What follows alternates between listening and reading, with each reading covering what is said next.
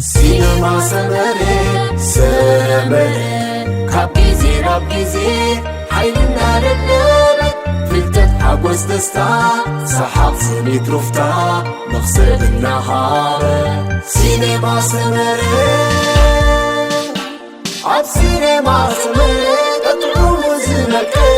نقولي عاما كوميدي دراما ملالات وزاتا سبورت فيلمتا سلام انتعنان انا تمننا بقر نامنا لهم زيناتات سبورت كنسجرينا مكتتالكم نايوتر عدمينا ايو سعبنا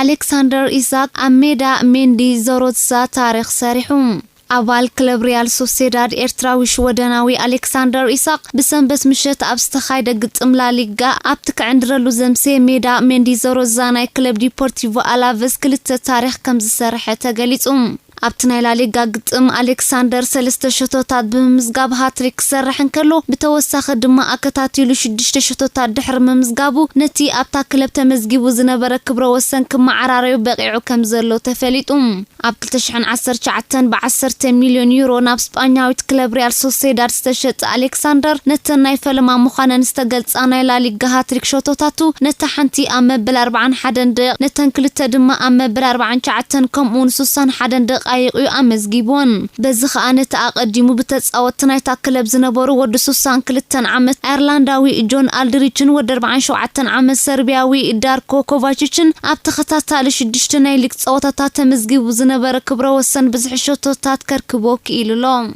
ريال سوسيداد أبتناي سنبت مشت قطم نألافيز بحفشة 4 بادو بزخونة وصيتات عاويتات لام بزد ما نتبانا بربعان حدن كب مبال أب 5 درجات تركب مس ريال سوسيداد كساب كتشحن 4 تنزوز نحو علكتي مزركب ألكسندر بقعتو كاب جزينا بجزي النادم مغيمت بمهلاو سمو كعبن شوتوناي من مزقاب عقمو كحيلن كيلو يركب محبر فدرشن كعس أقرأ عالم مالت فيفا أفلما سمونا يزحيزنا يوزلنا ورحي أبزو صوحة بريتاون نسم ألكسندر مسناي مساء كواخب تتصاوت زبولم 21 من اسيا سريع ويم إذن كلو عند حقوق كوينو زولو إرتراوي شودناوي ناي مساء كواخب تتصاوتاي تباهيلو بفيفا مرقوحو خام نوعو نمبوقو الهاقورون إرترا حابنن كرعاتن كوينو ترخيبو لهم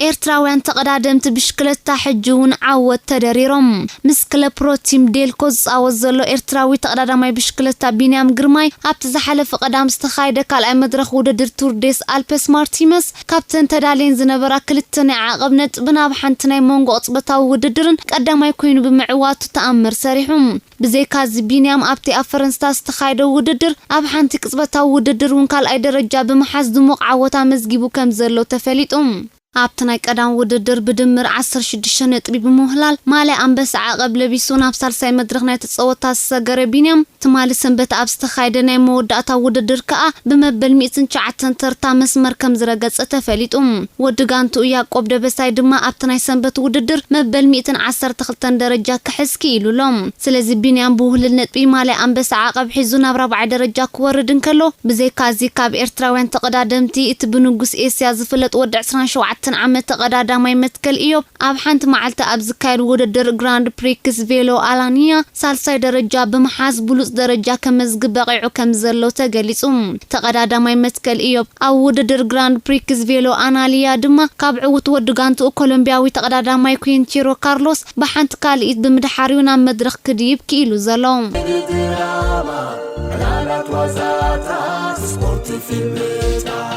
مورينو كحاديو فيليب لويز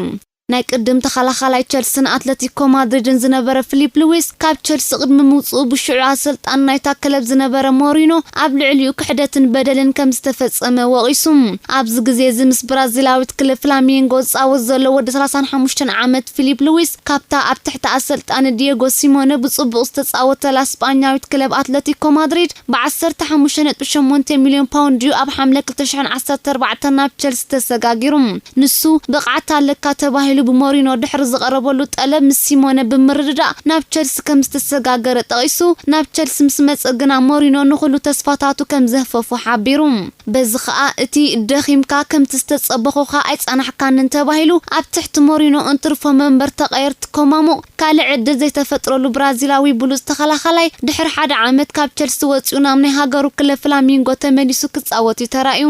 ሞሪኖ ብቕዓትካ ትሒቱ እናበለ ጠሊሙንዩ ዕጫይ መንበር ተቀየርት እዩ ገይርዎም ካፕታን ዓለም ዝዓበየት ክለብ ኣውፅኡ ዝነበረ ንሕልምን ባህግናይ ፀወታ ቀቲልዎም ብወገኔና ቤት ጽሕፈቱ እናተመላለስኩ ዘይተጻውተን እንተ ኮይንካ ንምንታይ ተምጻኒ ንምንታይ ከ ኣብታማሞ ክለበይ ኣትሌቲኮ ማድሪድ ዘይተሓድገኒ ክብል ተቋይቆየም እንተ ኾነ ዝሰማዕ ሰልጣን ይኮነን እንተ ኣታ ክለብን ከለኹ ብጆን ቴርስ ተገብረለይ ምጽንና ዓንደገፍን በዛ ኣጋጣሚ ከይመስገንኩ ክሓልፍ አይደልን ክብል ፊሊፕ ሉዊስ ብሞሪኖ ንዝወረዶ በደል ብስምዒት ገሊጹም ፊሊፕ ሉዊስ ተኸላኻላይ ኣትሌቲኮ ማድሪድን ከሎ ሓደ ካብቶም ንሜሲ ብዝግባእ ዝዓቅትዎ ዝነበሩ ብሉጻት ተኸላኸልቲ ክለብ ምንባር እዩ ዝንገረሉ ንሜሲ ኣመልኪቱ ክገልጽ እንከሎ ድማ ሜሲ እቲ ዝበለጸ ተጻዋታይ ዓለምና እዩ ብጣዕሚ እዘድንቆ ሓንቲ መዓልቲ ውን ንሜሲ አንጻሬ ኮይኑ ክጻወት እንከሎ እንታይ ከም ዝስምዖ ክገልጸለይ መደለኹ ነይረም ኣነ አንጻር ዝብሉጽ ኮኸብ ኮይነ ምጽዋተይ ድማ እቲ ዓበ ሓበን ዝፈጥረለዩ ክብል ኣብ ሜሲ ዘለዎ ኣድናቆት ገሊጹ ብዘይካዚ ካብ ሪያል ማድሪድ ብልቃሕ ናብ ቶተንሃም ብሞሪኖ ዝመጸጋረ ዝቤልውን ተመሳሳሊ ዕጫ ፊሊፕ ሉዊስ ይገጥሞ ከም ዘለዩ ዝንገር እቲ ወዲ 31 ዓመት ተወላዲ ዌልስ ኣብ ቶተንሃም ካብ ዝመጽእ ብቕዓትካ ጎዲሉ ብምባል ሞሪኖ በተደጋጋሚ ኣብ መንበር ተቀየርት ከቐምጦ ተራእዩ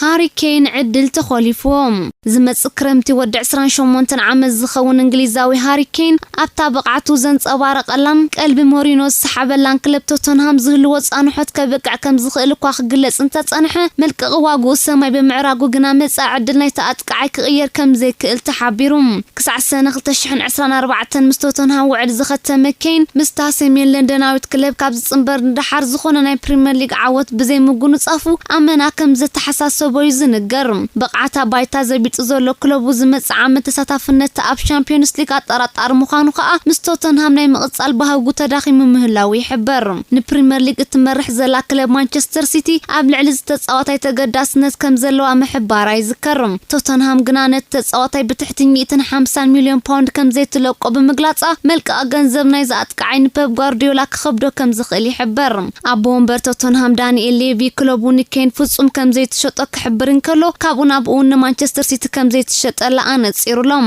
ንፖግባ ሸይጣን ኬን ከተምጽእ መደብ ዝነበራ ማንቸስተር ዩናይትድ ውን ሓሳባ ቀይራ ከም ዘላ ይንገር ማንቸስተር ሲቲ ውን ኬን ገዲፋ ጠመት ኣናበት ቃይ ቦርሲያ ዶርትመን ኤርሊን ሃላንድ ገይራ ከም ዘላ ይሕመም ኔይማርን ምባፔን ኣለው ንእትብል ዘላ ፒኤስጂ ውን ኣብ ኬን ዝነበራ ተገዳስነት ብምንቁልቋሉ መጻኢ ዕድል ናይ እንግሊዛዊ ኣጥቃዓይ ካብታ ድሮ ን11 ዓመት ተጓዒዝዋ ዘሎ ክለቡ ዝተፈልየ ከም ዘይከውን ይሕበር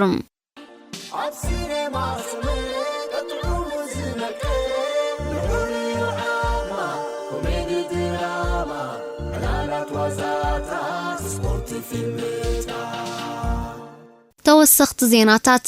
ሊቨርፑል ዋግኡ 56 ሚልዮን ፓውንድ ንስተተመነ ናይ ሴቪያ ሉካስ ኦካምፖስ ዝመጽእ ክረምቲ ንምፍራም ተጣይቀሉ ከም ዘላ ተሓቢሩ ብመሰረት ጸብጻብ ማዕከናት ዜና እስጳኛ ሊቨርፑል ነቲ ወዲ 26 ዓመት ንምፍራም ክንደይ ዝኣክል መጠነ ገንዘብ ከም ዝቐረበት እኳ ተዘይተፈለጠ ኣብ ርእሲ ግን ጃፓናዊ ኣከፋፋሊ ኣታኩሚ ሚናሚኖ ንሴቪያ ክትባ ድሌት ከም ዘለዋ ግን ኣነጺራላ ኦካምፖስ ኣብ ዓመት ስፖርት ዝምሴቪያ ብዘንጸባርቆ ዘሎ ድንቅ ብቕዓት ኣቃልቦ ብዙሓት ኣሰልጠንቲ ስሒቡ ከም ዘለዩ ዝንገረሉ ኣብ 31 ግጥማት ድማ 7 ሽቶታት ከመዝግብን ከሎ ኣብ 4 ሽቶታት ድማ ሓገዙ ኣበርኪትሎም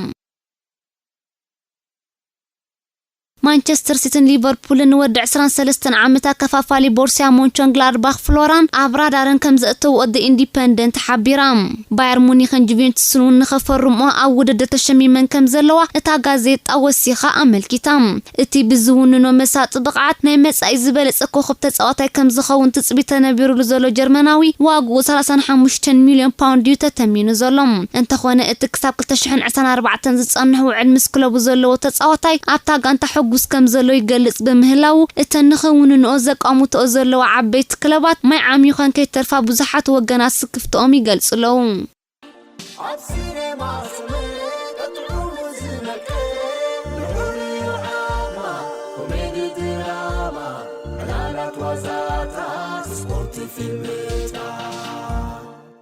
ባርሴሎና በሰንበት ምሸት ምስካዲስ ማዕረ ድሕር ምፍልላያ ሎም ዓመት ጽዋዕ ላሊጋ ከተልዕል ዝነበራት ተኽእሎ ሙሉእ ብሙሉእ ከም ዘኽተመ ማዕከና ዜና ስጳኛ ይሕብር ኣለዋ ባርሴሎና ኣብቲ ናይ ሰንበት ግጥም ዋላ እኳ ብመንገዲ ሜሳ ኣቢላ መሪሓ ተነበረት እታ ብዙሕ ትጽቢ ዘይተገብረላ ካዲስ ኣብ መበል 89 ደቂቕ ብዘመዝገበታ ቀታሊት ሾቶ ግን ነጥቢ ተማቒላ ክትወጽእ ተገዲዳላ ምስ መራሒት ላሊጋ ዘላ ኣትሌቲኮ ማድሪድ ብ8 ነጥቢ ድሕራ ዘላ ባርሴሎና ሴቪያ ሎም ሰሉስ ምሸት ኣብ ተካይዶ ግጥም ስትዕወት ኣብ ደረጃታት ላሊጋ ካብ ሳልሳይ ናብ ራብዓይ ክትወርድ ክትግደድ ኣብ ቀዳማይ እግሪ ግጥም ቻምፒዮንስ ሊግ ፒኤስጂ 4-1 ዝተዳሃከት ባርሴሎና ኣብቲ ዝመጽእ 10 መጋቢት ኣብ ሜዳ ፒኤስጂ ዝካየድ ካልኣይ እግሪ ግጥም ተዓዊታ ናብ ዝቕጽር ዙር ክትሓልፍ ዘለዋ ተኽእሎ ኣዝዩ ትሑት ብምዃኑ ሎም ዓመት ብዘይ ዝኾነ ጽዋዕ ክትሓልፎ ክትግደድ ምዃናዩ ዝግለጽ ዘሎ ቀልባ አሰልጠንት ዓበይት ክለባት ኤውሮጳ ማሪኹ ዘሎ ብሉጽ አጥቃዓይ ቦርሲያ ዶርትመንድ ኤርሊን ሃላንድ ካብታ ጀርመናዊት ክለብ ክወጽእ ዝኽእል ን5 ዓመት ኣፈሪማ 9 ሚልዮን ዩሮ መሃያ ክትከፍሎ እትኽእል ክለብ ምዝረክብ ጥራይ ምዃኑ ዴይሊ ስታር ሓቢራ እቲ ወዲ 10 ዓመት ኮኸብ አጥቃዓይ 43 ግጥማት ቡንደስሊጋ 43 ሾቶታት ከመዝግብ ምኽኣሉ ጓርዲዮላ ሶልሻየርን የርገን ክሎብን ዝርከቦም ብርክት ዝበሉ አሰልጠንት ንኸፈርሙ ላዕልን ታሕትን ይብሉ ምህላዎም ይንገረሎም ኣብዚ እዋን ዋግኡ ልዕሊ 110 ሚልዮን ዩሮ ተተሚኑ ዘሎ ሃላንድ ምስ ዶርትመንድ ክሳብ ሰነ 2024 ዘጽንሖ ውዕል ከም ዘለዎ ይሕበር ውዕሉ ከለክ ወጽም ዝደልካ መልቀቕ ዋግኡ 80 ሚልዮን ዩሮ ከም ዝኾነ ዴይሊ ስታር ትሕብር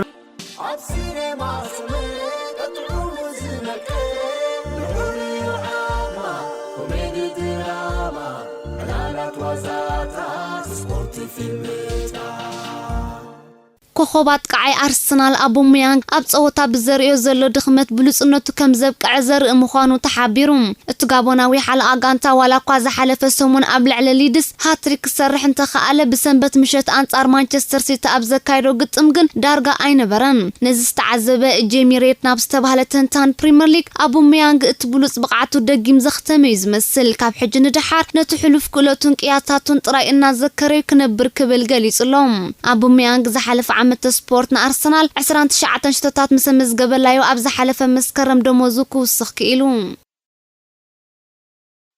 ናፖሊ በሰንበት ምሸት በአትላንታ 4-2 ኣብ ዝተሰዓረቱሉ ግጥም አጥቃዓ ቪክተር ኦስመን ኣብ ርእሱ ብዘጋጠሞ ከቢድ ማህረምቲ ናብ ሆስፒታል ከም ዘምርሐ ተሓቢሩ እቲ ወዲ 22 ዓመት ምስ ተኸላኻላይ አትላንታ ክሪስቲያን ሮሜሮ ተጋጩና ባይታ ድሕር ምውዳቕ ሃለዋቱ ኣጥፊኡ ተጸይሩ ድማ ካብ ሜዳ ክወጽእ ተራእዩ እቲ ኣብ ርእሱ ዘጋጠሞ ማህረምቲ ኣዝዩ ሓደገኛ ብምንባሩ ድማ ብኡንብኡ ናብ ሆስፒታል ከም ዝተወሰደን ገና ኣብኡ ተዓቂቡ ከም ዘሎን እዩ ዝሕበር ዘሎ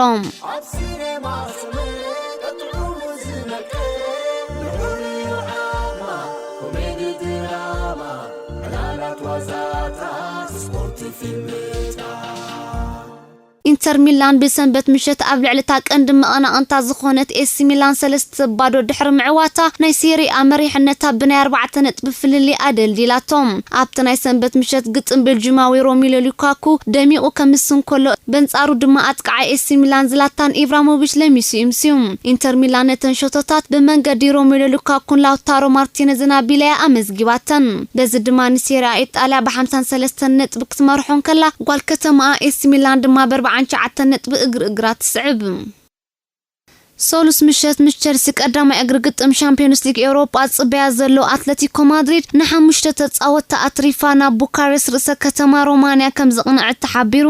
እታ ዝሓለፈ ቀዳም ኣብ ገዛእ ሜዳ ኣብ ሌቫንተ 2-0 ዝተሰዓረት ጋንታ ንጆዜ ማሪያ ጂሚኔዝ ሄክቶር ሄሬራ ሲመ ያኔክን ኬራን ትሪፐርን ብዝተፈላለየ ምኽንያት አትሪፋ ምስ ቸልሲ ንምጥምጣም ናብ ሮማንያ ኣምሪሓ ዘላ በዚ ድማ ኣብቲ ግጥም ነታ ኣብ ትሕቲ ኣሰልጣኒ ቶማስ ቱሸል ዝያዳ ተማሓይሻ ዘላ ቸልሲ ክትረትዓ ክኸብዳ ምዃኑ ብኣጉሩ ርዱእ ኮይኑሎም አትሌቲኮ ማድሪድ ንላሊጋ ብ55 ነጥቢ እትመርሕ ዘላ ናይ ኣርሰናል ኒኮላስ ፔፔ ጋንቱ ዝተዋህለለ ጸገማት ከም ዘለዋ ብምእማን ነቶም ጸገማት ንምፍታሕ ገለ ነገር ክትገብር የድልያ ከም ዘሎ ገሊጹ እቲ ወዲ 25 ዓመት ነዚ ዝገልጽ ዘሎ ድሕሪ ኣርሰናል ብሰንበት ምሸት ኣብ ገዛእ ሜዳ ብማንቸስተር ሲቲ 1-0 ምርታዓዩ ኣብቲ ግጥማት ቃይ ማንቸስተር ሲቲ ራሂም ስተርሊን ጸወታ 2 ደቂቃ ምስ ተላዕሎ ኣብ ከባቢ ልዳት ኣርሰናል ተቆሪጻ ንዝመጸቶ ኩዕሶ ብመንጎ ክልተ ተኸላኸልቲ ኣርሰናል ዘሊሉ ብሩእስ ከመዝግባ ክኢልዩ ተጻወታ ኣርሰናል ነታ ቀታሊ ሸቶ ንምሕዋይ ብዙሕ እኳ ክንቀሳቀሱ ተፈተኑ ክሰልጦም ግን ኣይከኣለን በዚ ድማ ማንቸስተር ሲቲ ናይ ፕሪሚየር ሊግ መሪሕነታ መሊሳ ከተደልድሎን ከላ ኣርሰናል ድማ በንጻሩ ኣብ መሳለል መድረኽ ፕሪሚየር ሊግ ናብ 10 ደረጃ ክትምለስ ተገዲዳላ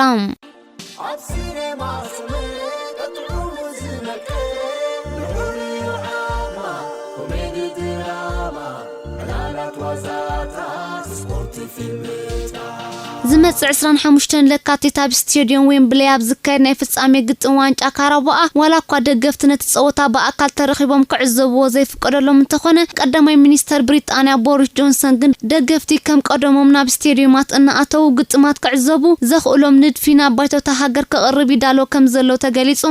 እዚ ኸኣ ምስቲ ዝቕጽል ዘሎ መደባት ክታበትን ምንካይ መጠን መልከፍቲ ኮቪድ-19 ተኣሳሲሩ ክትግበር ትጽቢት ከም ዘሎ ክኢላታት የረዱ እቲ ናይ ፍጻሜ ግጥም አሞንጎ ማንቸስተር ሲቲ ቶተንሃም ዝካየድ ኮይኑ ደገፍቲ በአካል ክዕዘቦ ተኽእሎ ከም ዘሎ እዩ ዝግለጽ ዘሎ